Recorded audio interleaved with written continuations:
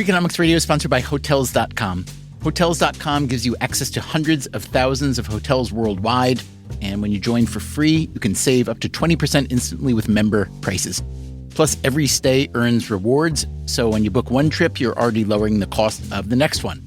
Hotels.com is simple, rewarding, and designed to help you get more out of every stay. Sign up for free and book today. Hotels.com. It's all in the name. Freakonomics Radio is sponsored by Amica. You know what they say, if you want to go fast, go alone. If you want to go far, go together. So go with Amica and get coverage from a mutual insurer that's built for their customers, one that looks after what's important to you together. Auto, home, life, and more, coverage that fits your unique needs. Amica helps you protect what matters most. Visit amica.com and get a quote today.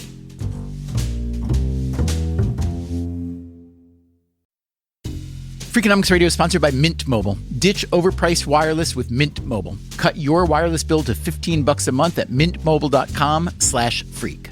Upfront payment of $45 for 3 months, $90 for 6 months, or $180 for 12 months. Plan required, $15 per month equivalent. Taxes and fees extra, initial plan term only. Greater than 50 gigabytes may slow when network is busy, includes up to 20 gigabytes hotspot. Capable device required. Availability, speed, and coverage varies. See mintmobile.com.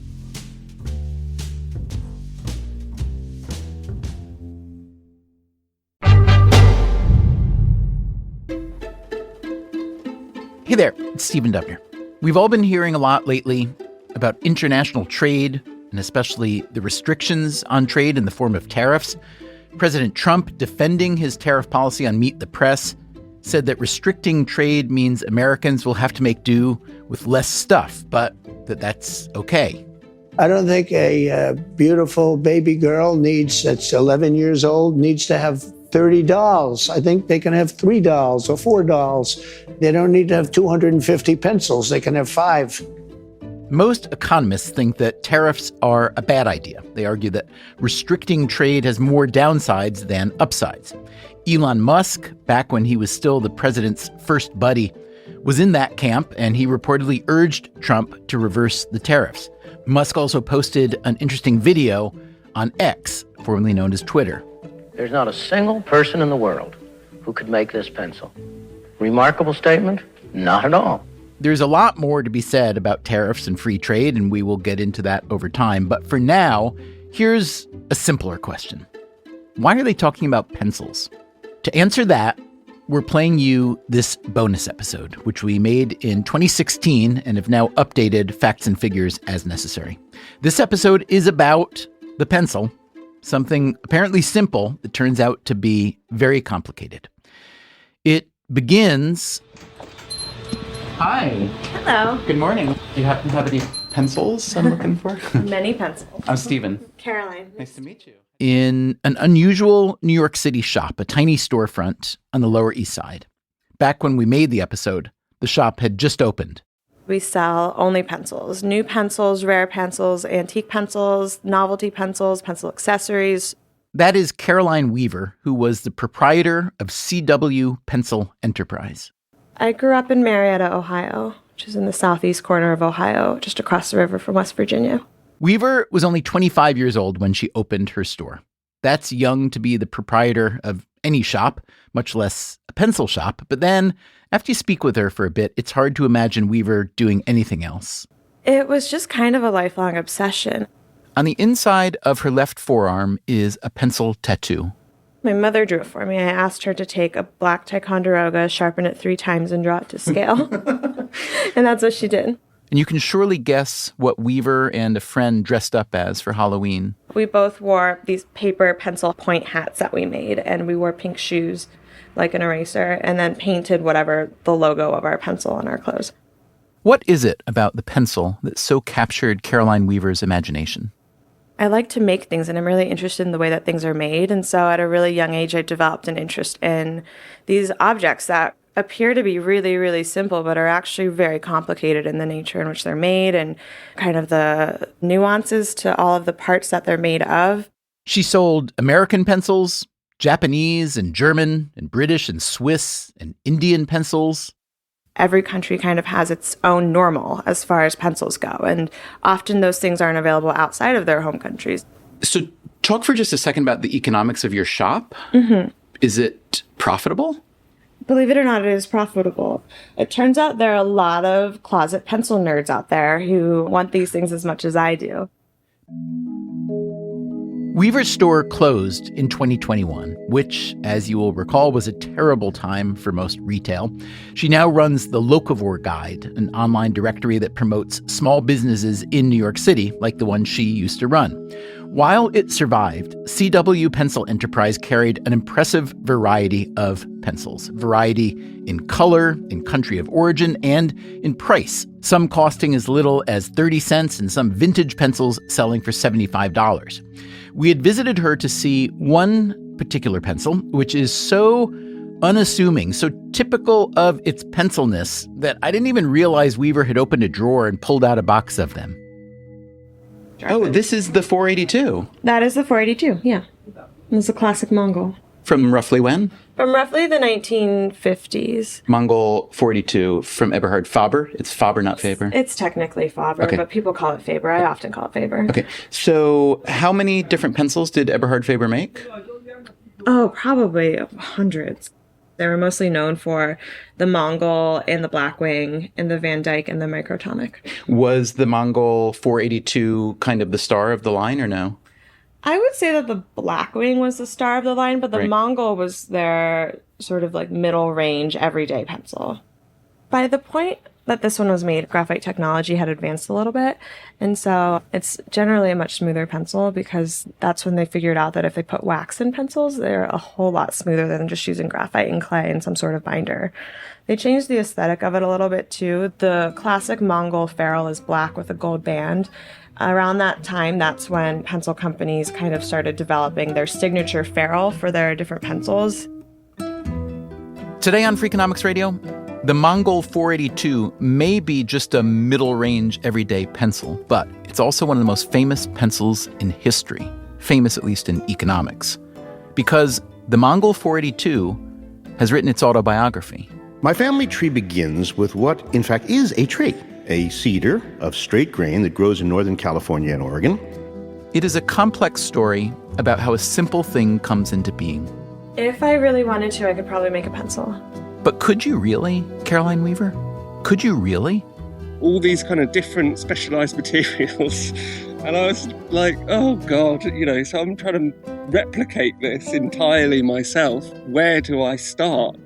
And what can a lowly pencil teach us about solving some of the world's hardest problems? The lesson I draw, when you try to fix those problems, be humble, be careful, because they're far more complicated than you could possibly imagine.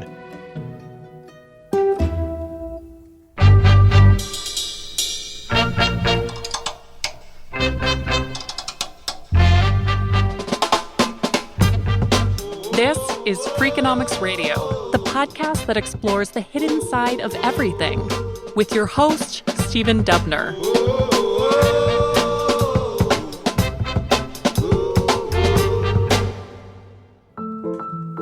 Let's begin in 1946. That's when a man named Leonard Read starts an organization called the Foundation for Economic Education, or FEE. The FEE is a think tank meant to extol the virtues of free market capitalism. It's an early proponent of libertarianism in the U.S. Read was a businessman from Michigan. He started out in wholesale groceries, later ran the Los Angeles Chamber of Commerce.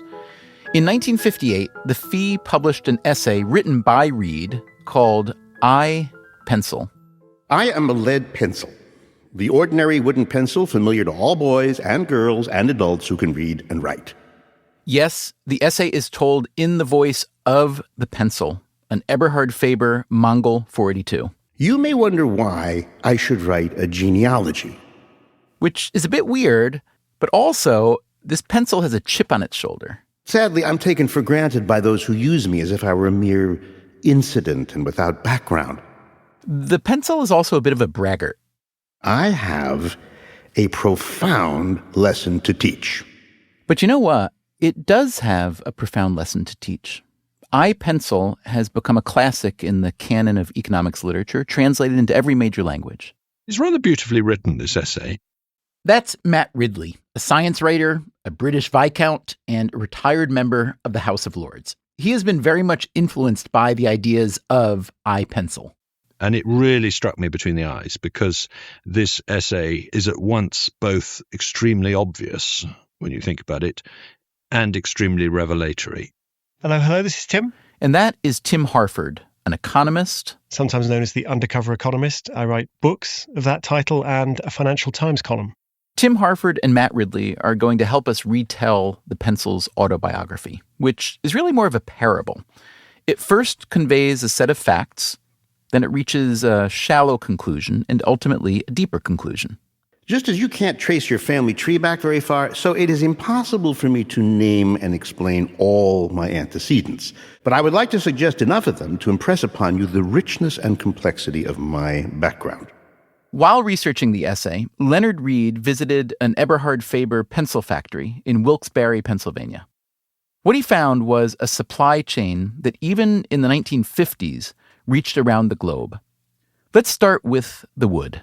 My family tree begins with what, in fact, is a tree, a cedar of straight grain that grows in Northern California and Oregon. Think about all the processes, all the people who were involved in cutting down those trees and in machining those trees, the people who designed the chainsaws and the axes and the trucks that shipped the cedar across country. Why, untold thousands of persons had a hand in every cup of coffee that the loggers drink. Next, the pencil tells us the logs were shipped to a mill in San Leandro, California. And there they were milled and cut into pencil-like shapes. The pencil acknowledges all the workers who built the hydroelectric dam that powers the mill. And then there's the lead. Which, of course, is not made of lead. Is graphite mined from Ceylon, Sri Lanka, mixed with clay, paraffin wax, candelilla wax, and hydrogenated natural fats. Did we know that? No, we didn't. And here, the pencil nods toward all the graphite miners, the men who built the ships that transport the graphite, the harbor pilots who guide those ships in from the sea. Even the lighthouse keepers along the way assisted in my birth. And then there's the lacquer, the paint that gives the Mongol 482 its bright yellow color. My cedar receives 6 coats of lacquer. The lacquer is made with oil from castor beans and a load of other ingredients. Why, even the process by which the lacquer is made a beautiful yellow involved the skills of more persons than one can enumerate. The number of people involved in creating this pencil is enormous. And then he goes into the same detail about the ferrule, which is the brass metal at the end of the pencil.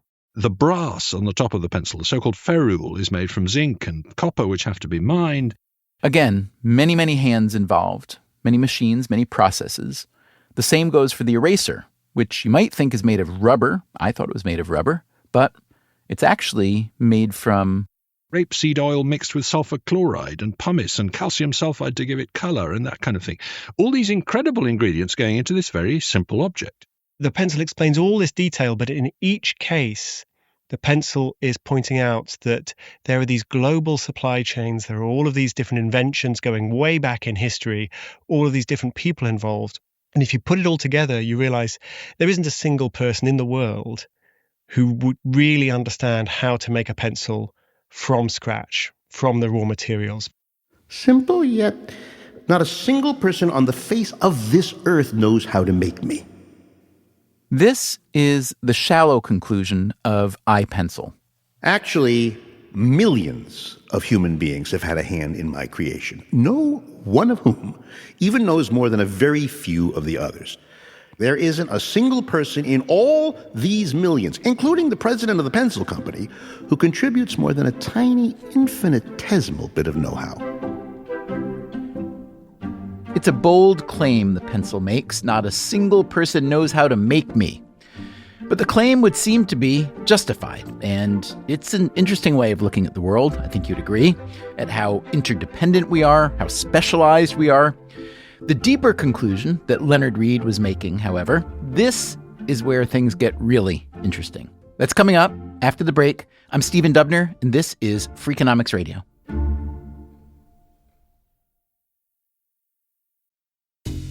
Freakonomics Radio is sponsored by Cash App. When it comes to Bitcoin, you may be surprised to know that it was invented way back in 2008. If you still haven't made the jump to Bitcoin, Cash App makes it easy. When you buy Bitcoin on Cash App, they hold real Bitcoin for you, one-to-one, and you can withdraw it anytime. It works more like real money and less like something locked in an account. No extra steps, no restrictions, just access and control when you need it. For a limited time, new customers can get $10 added to their balance. Just use code BITCOIN10 when you sign up. And don't forget this part, send at least $5 to a friend in the first 2 weeks. Terms apply. Cash App is a financial services platform, not a bank. Banking services provided by Cash App's bank partners. Bitcoin services provided by Block Incorporated brand. For additional information, see the Bitcoin disclosures at cash.app/legal/podcast. Freakonomics Radio is sponsored by LinkedIn Ads. Ever invested in something that didn't live up to the hype? Marketers know that feeling. They optimize for the numbers that look great, like impressions, but then they don't see revenue. LinkedIn has a word for that: bull spend. Instead, you can get the highest ROAS of major ad networks with LinkedIn. Cut the bull spend, advertise on LinkedIn. Spend $250 and get a $250 credit. Go to linkedin.com/Freakonomics. Terms apply.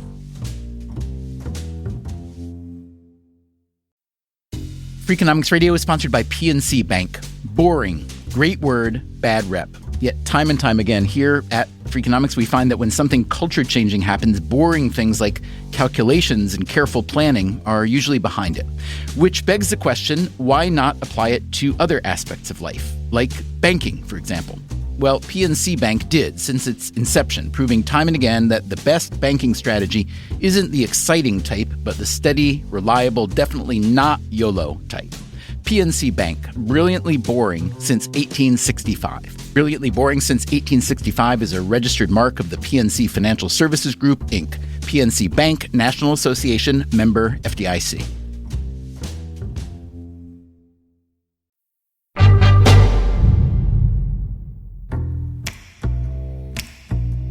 Okay, we've been talking about Leonard Read's amazing talking pencil. It likes to say that nobody knows how to make me. The miracle of this pencil isn't that nobody knows how to make it. The miracle of the pencil is, how did it get made? That's Milton Friedman, one of the giants of modern economics. In 1980, he made a public TV series called Free to Choose and published a book of the same name. He borrowed Leonard Read's parable. This is the only prop I have for this TV show. As you can see, it's a plain yellow pencil. The miracle that allows for the pencil to be made, Friedman says, is the price mechanism that lets buyers meet sellers and which makes free markets flow freely. I am trading with thousands of people all over the world. Not one of them has been forced to do it. Nobody has had a gun to his head. They've all done it. Why? Because each one of them thinks he's better off in this transaction. You might know this concept as the invisible hand, as the proto-economist Adam Smith named it, which suggests, as the pencil puts it, the absence of a mastermind, of anyone dictating or forcibly directing these countless actions which bring me into being. In other words, none of the millions of people involved, directly or indirectly, in making a pencil cared one bit about making a pencil. Maybe didn't even know what they were making. Not one of them is motivated by making a pencil. They're motivated by earning money, providing for their family. And the astounding thing, as Leonard Read says, is the absence of a mastermind. There is no one dictating or forcibly directing these countless actions, as he put it. So the deeper conclusion of iPencil is that a well-oiled free market can create something that even an alchemist wouldn't dream of. Now, this may not be the way you see free market capitalism. And let's be honest, there are market failures. There are segments of the economy that seem stacked against small players or are too susceptible to self-dealing or corruption. But the point is that free market capitalism is better than all the known alternatives. Now, let's keep in mind that Leonard Read, writing in 1958, and even Milton Friedman, speaking in 1980, were responding to a different political climate. They were both concerned about the legacy of Roosevelt's New Deal programs and the growing involvement of the government in American economic life. They were also concerned about communism and what they saw as the tyranny of state-run economies in places like the Soviet Union. Just listen to the pencil.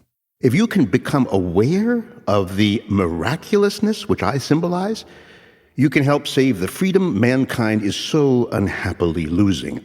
The freedom mankind is so unhappily losing. Reed sounds worried that the U.S. government and others like it were disastrously veering to the left, that the government wanted to get more involved in running things, and the governments don't always do such a great job of running things, especially when it comes to the economy. So really, the deep, deep conclusion of iPencil is, hey, U.S. government, get out of the way.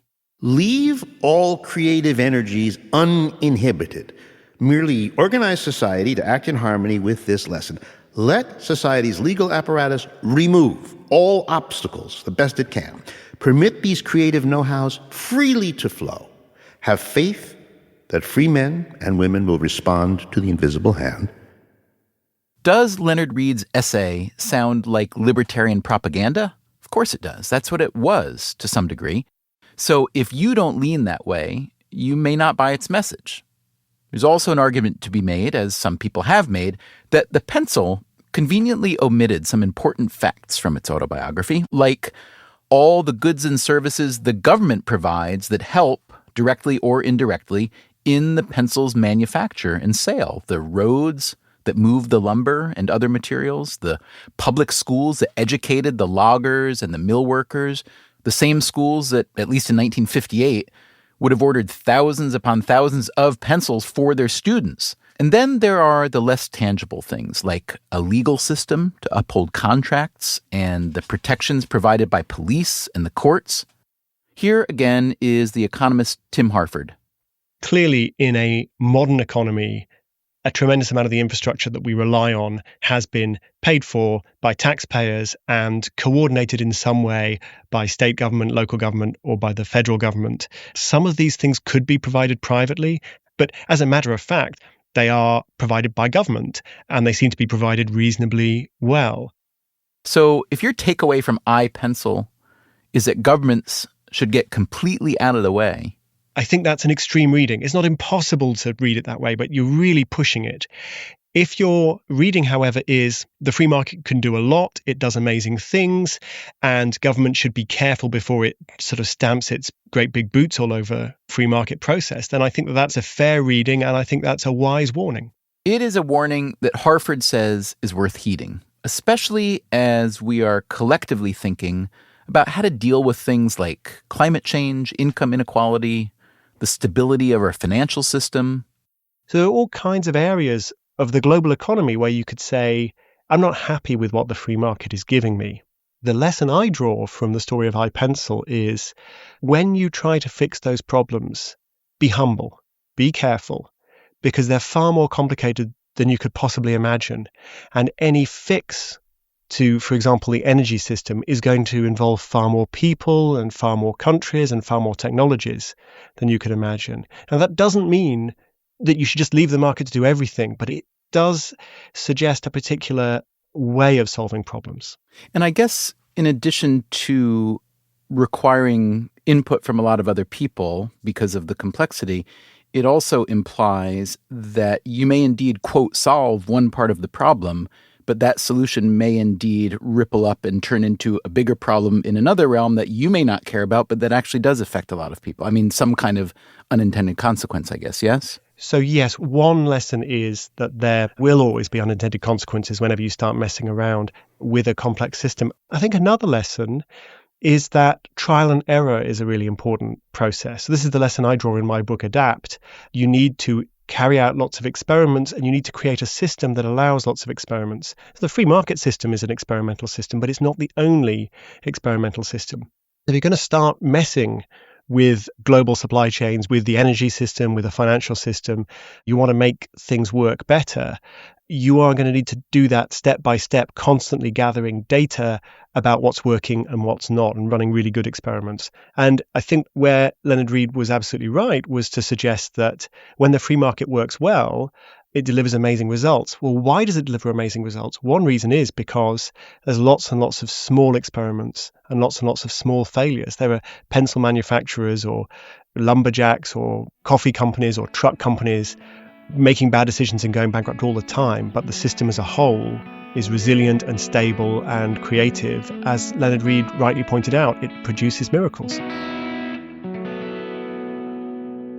And some of those miracles are produced here. Okay, here we go. Jim Weissenborn. I'm a fourth-generation pencil maker, and we're in Jersey City, New Jersey, at the home of General Pencil Company. General Pencil was incorporated in the late 19th century. We've been in this location since 1917. When we spoke with Weissenborn back in 2015, he was the boss at General Pencil. He's now mostly retired, but he still helps some of the younger members of the Weissenborn family run the company. General Pencil is one of the last few remaining pencil factories in the United States. You're going to see probably something that's not available anyplace in the world. It's a total production of a pencil from the very rawest materials to the finished product. We even do all our own marketing. It's kind of fun. There are only a handful of American pencil factories left. Sometimes, when one shut down, Weissenborn would buy their old machinery and store it away for spare parts. I'm going to take you in the way from the very beginning of the process, okay? All right, sounds good. We're going down. Graphite slippery. Weissenborn led our producer, Christopher Worth, on a tour. It began by walking down a steep set of stairs into the factory's basement, where giant metal barrels were churning up a mixture of graphite and clay. These barrels are the secret to our product. These are tumbling barrels they used in Germany 100 years ago. We've never changed this process. And what you hear going around in there are Belgian stones off the coast of Belgium. And they pulverize the graphite and clay into a talcum real fine, and that's where your pencils become smooth. That fine mixture is then dried, ground up again, and mixed with water. Then it's extruded through a machine that makes pencil leads that at this point look like long strands of soft gray spaghetti. Those are then dried again and fired in kilns at around 1800 degrees Fahrenheit. This is the traditional way of making. If you went through a pencil factory 100 years ago in Germany, this is what you'd see. I mean, you're in a time warp. The tour heads into the wood shop. Great stuff, huh? Yeah. A machine is cutting a row of tiny grooves into the thin, rectangular wooden slats. This is how the lead gets into the pencil. A lead is laid into each of the grooves, and then another grooved wooden slat is glued on top. These are number 2 HB leads coming down. The slats, the bonding process is that the glue goes in the bottom one. They're flipped over and make a sandwich. Most of the wood that General Pencil uses is California cedar, just like in iPencil. So some things have stayed the same, but a lot has changed also.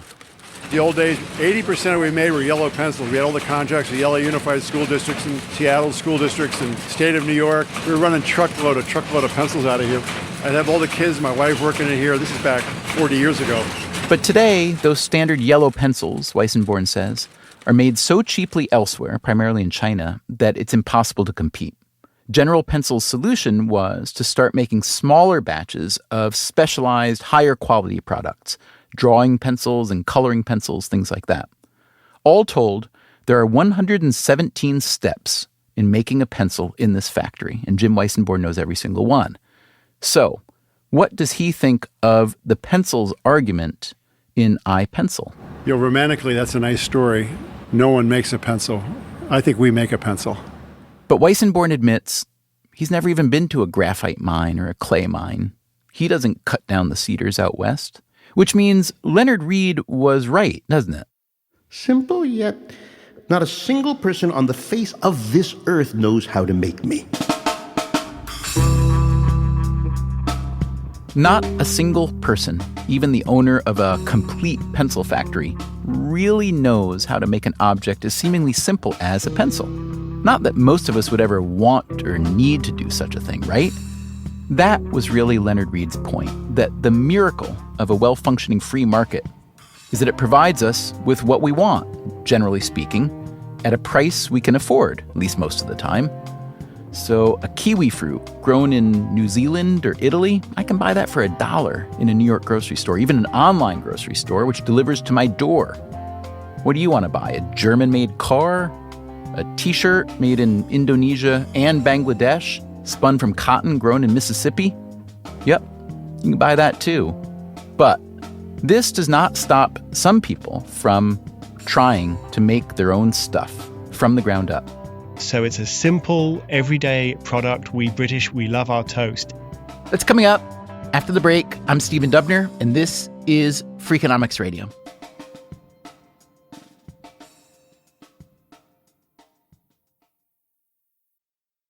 Freakonomics Radio is sponsored by Figure. Did you know that 40% of homeowners own their home outright?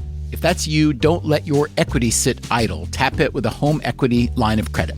Figure, the #1 non-bank HELOC lender in the U.S., helps tap equity you've built in your home so you can do things like tackle a renovation or pay down debt. HELOC is a line of credit secured by your home. You can draw what you need, repay, and draw again.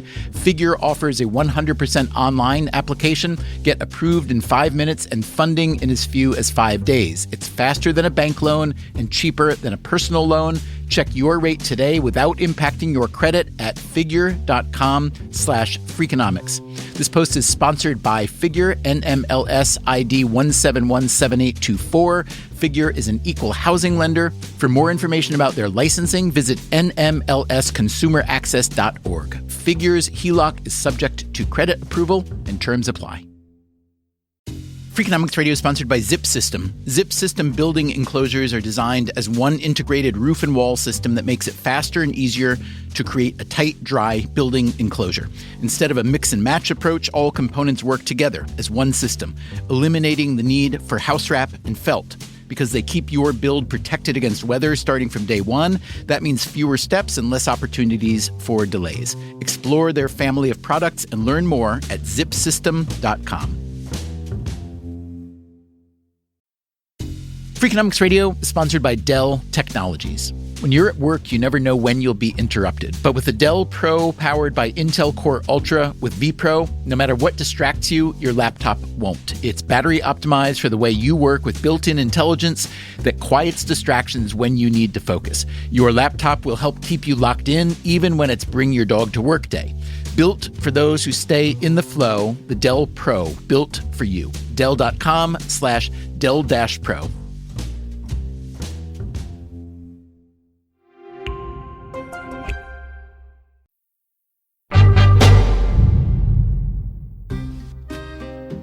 It could be that by this point in our episode, you are sick of pencils. So it's time to talk about how something else gets made. You wouldn't think so, but there is a very interesting modern parallel to Len Reed's iPencil story. That, again, is the economist and writer Tim Harford. A few years ago, a London design student called Thomas Thwaites decided that he was going to build a toaster from scratch. Mundane electric toaster. And that is Thomas Thwaites. He wanted to better understand just how finished consumer goods get to him. A toaster seemed like a relatively simple project. Obviously I use technology every day. It's amazingly complex, but at source it came from just a bunch of rocks and sludge buried in holes in the ground around the world. Thwaites now works as a freelance designer, and he teaches at Central St. Martin's, which is part of the University of the Arts, London. His toaster quest began when he was a student at the Royal College of Art. So I went and bought the cheapest toaster I could find because I thought the cheapest toaster will be the simplest to reverse engineer. And this toaster costs about $5 or $6 at the local store. So it's a simple, everyday product. We British, we love our toast. Thwaites took home the toaster and took it apart. And to my dismay, there were kind of 400 individual bits that had been made and then come together into this item whose sole purpose was to make toasting a slice of bread slightly more convenient in the morning. Those 400 individual bits were made of many different materials. There's copper, there's nickel, there's plastic, which is really important because it makes the toaster look good and also means you don't get electrocuted. There's mica, which is a sort of slate-like material, and that's what you wrap the heating elements around. all these different specialized materials. And I was like, oh God, I'm trying to replicate this entirely myself. Where do I start? So my strategy became to simplify and substitute and pare back to 5 materials that I thought I could manage and would give me the best toaster I could make. Yeah.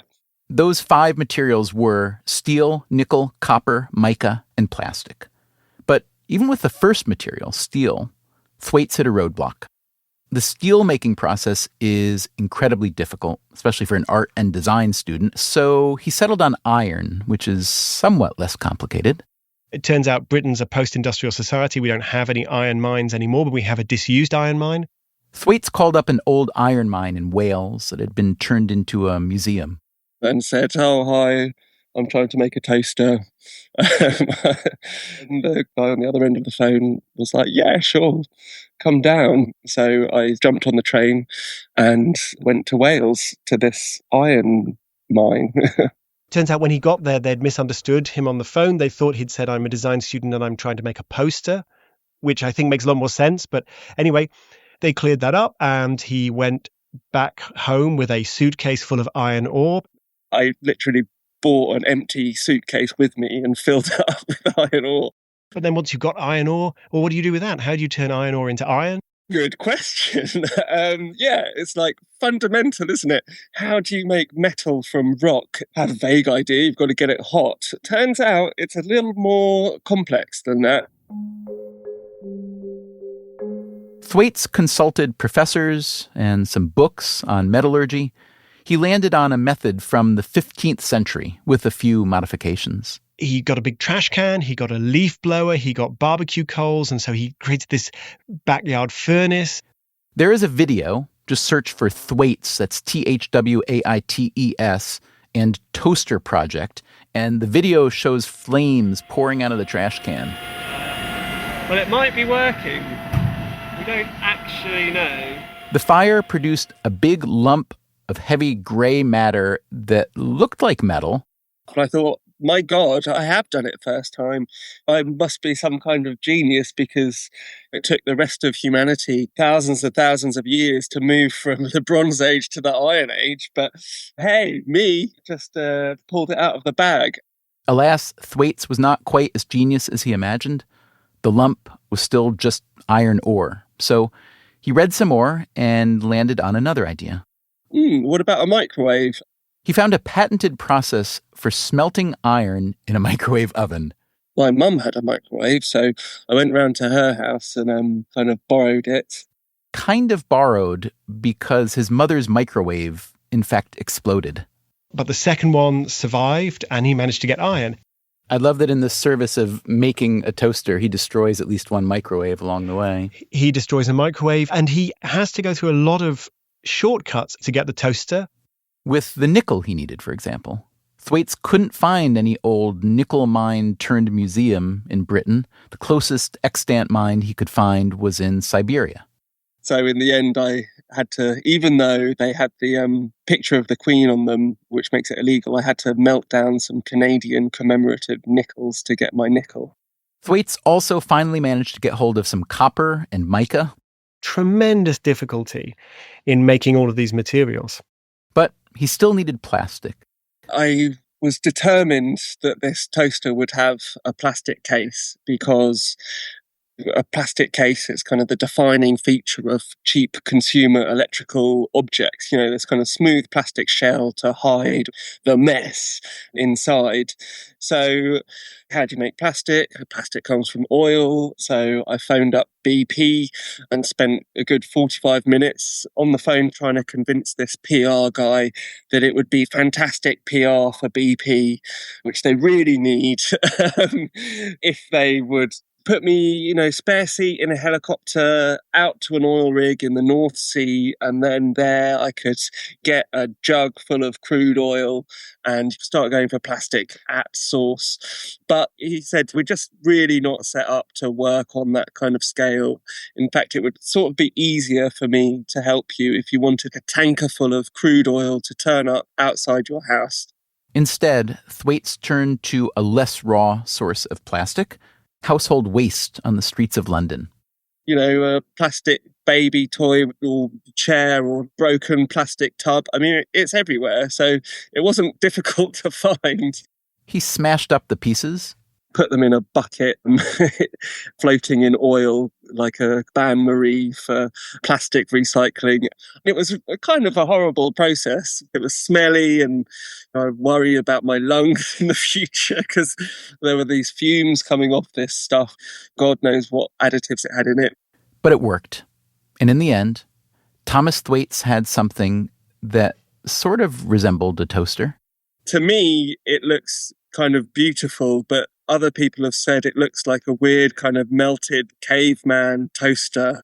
If I try and describe it to you, it's a bit like, to imagine, Stephen, that you were making a birthday cake for one of your children, and they had requested a birthday cake in the shape of a toaster for some reason. So you're making this homemade toaster-shaped birthday cake.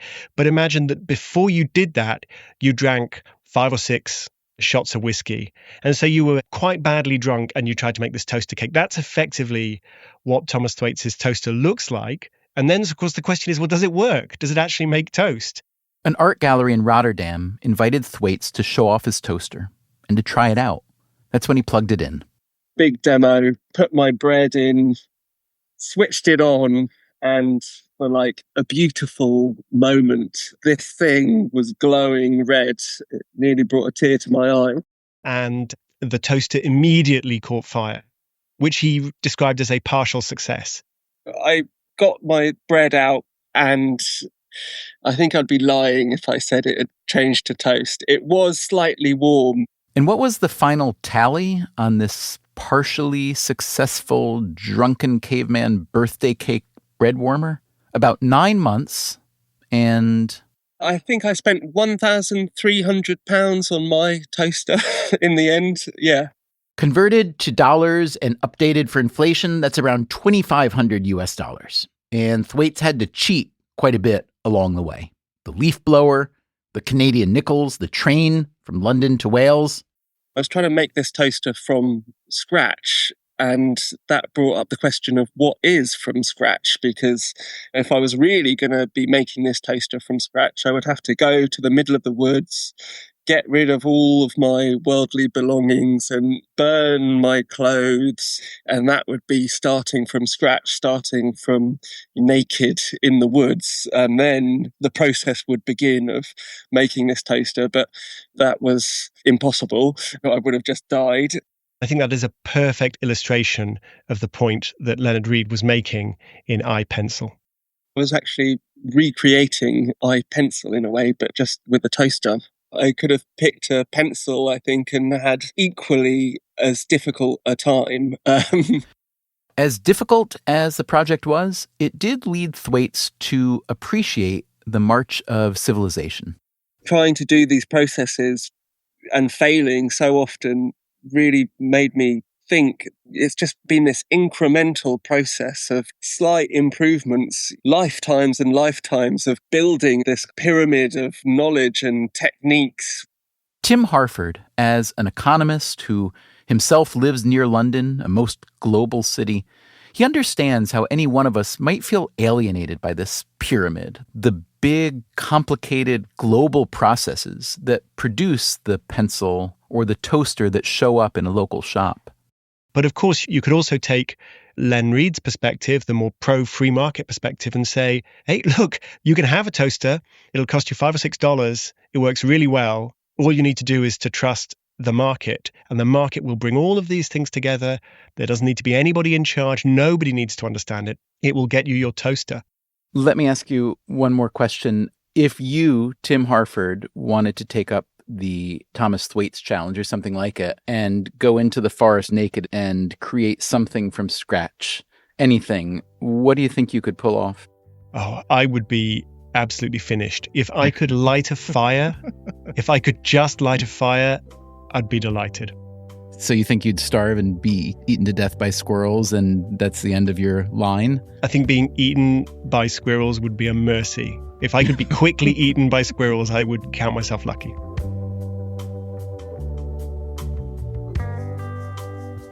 And that's it for this bonus episode. I hope you enjoyed it. We will be back soon with a new episode. Until then, take care of yourself. And if you can, someone else too.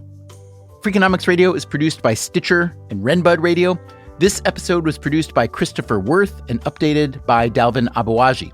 It was mixed by Merritt Jacob and Jasmine Klinger. And special thanks to Robert Krulwich for his excellent performance as the pencil. The Freakonomics Radio Network staff also includes Alina Kullman, Augusta Chapman, Teo Jacobs, Eleanor Osborne, Ellen Frankman, Elsa Hernandez, Gabriel Roth, Greg Rippin, Jeremy Johnston, Morgan Levy, Sarah Lilly, and Zach Lipinski. You can find our entire archive on any podcast app or at Freakonomics.com, where we also publish transcripts and show notes. Our theme song is Mr. Fortune by the Hitchhikers, and our composer is Luis Guerra. As always, thank you for listening.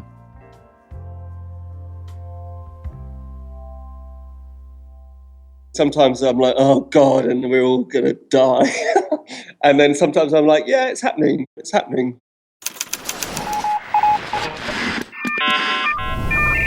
The Freakonomics Radio Network, the hidden side of everything. Stitcher.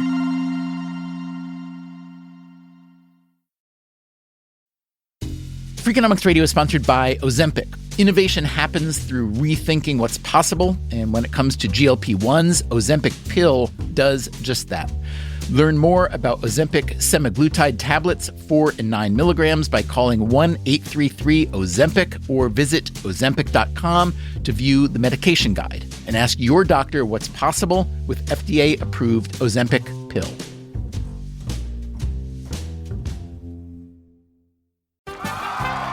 Welcome back to Should I See a Doctor? Contestant, you're camping when a rash appears on your leg. Do you A, ignore it, B, frantically search the internet, or C, use telehealth through Walmart? Telehealth through Walmart? Who knew? Oh, I'm going to say C, Walmart. Correct. Walmart can connect you with 24/7 virtual medical care. You genius, you. Well, I can fold a fitted sheet. Walmart. Who knew? Telehealth services offered by third-party providers. Restrictions and fees may apply. Hey there, I'm Stephen Dubner, host of Freakonomics Radio. If you love the podcasts in the Freakonomics Radio Network, I want to tell you about a way you can get even more from us. To hear our shows without ads and get exclusive access to Freakonomics Radio bonus episodes, please subscribe to SiriusXM Podcasts Plus on Apple Podcasts or sign up at SiriusXM.com/podcasts plus. Start a free trial today.